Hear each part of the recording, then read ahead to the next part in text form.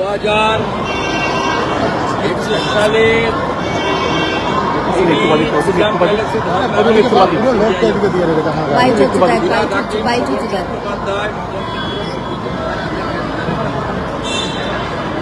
মুখ্যমন্ত্রী এর আগে রাজীব কুমারের বাড়িতে যখন রেড হয় সিবিআই, সেদিনে তিনি সিপিকে নিয়ে ধর্ণা দিয়েছিলেন কলকাতায়। স্বাভাবিকভাবে মুখ্যমন্ত্রী এই ধরনের কাজ সাংবিধানিক প্রতিষ্ঠানের সরাসরি কাজে হস্তক্ষেপ এবং তদন্তে বাধা দেন।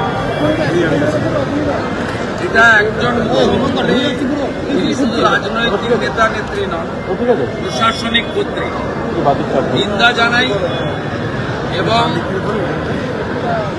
ইডি নিশ্চয়ই তার ক্ষমতা বলে তারা তাদের মুখ্যমন্ত্রীর বিরুদ্ধেও ব্যবস্থা নেওয়া উচিত বলে আমার মনে হয়েছে।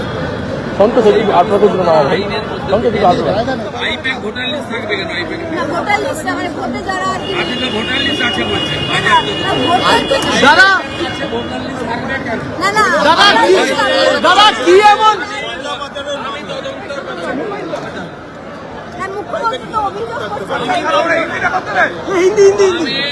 ইনভেস্টিগেশন এবং ইডির পাশে ঢুকবো না।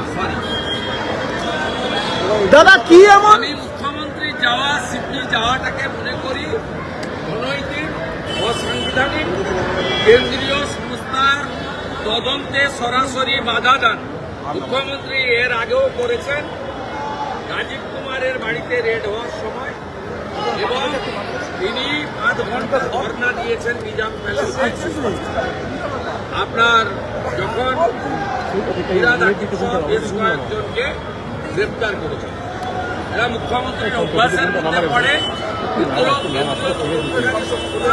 রাজ্য সাংবিধানিক অধিকার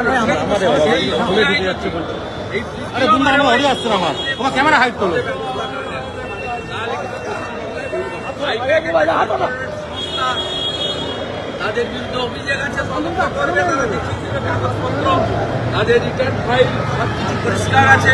পরিষ্কার থাকলে তো সবার অফিস বাড়ি তল্লাশি করে তো গ্রেপ্তার হয়, এমন তো নয়।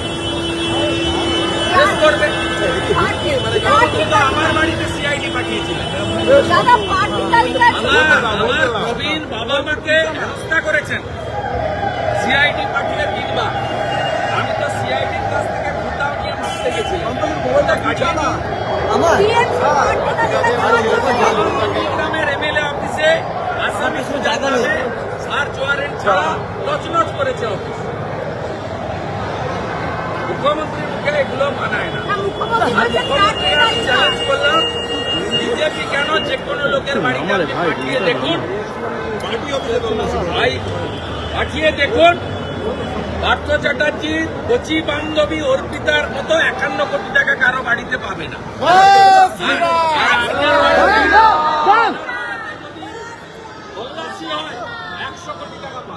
দাদা মুখ্যমন্ত্রী কি প্রতীক জৈনকে বাঁচাতে গেলেন?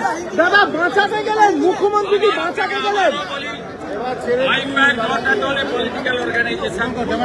আপনি প্রথম প্রশ্ন করলেন, আপনাকে যদি প্রশ্ন শিখিয়ে করে আলাদা কথা, আমি ফেস করতে যাই, আমি স্কিপ করি না।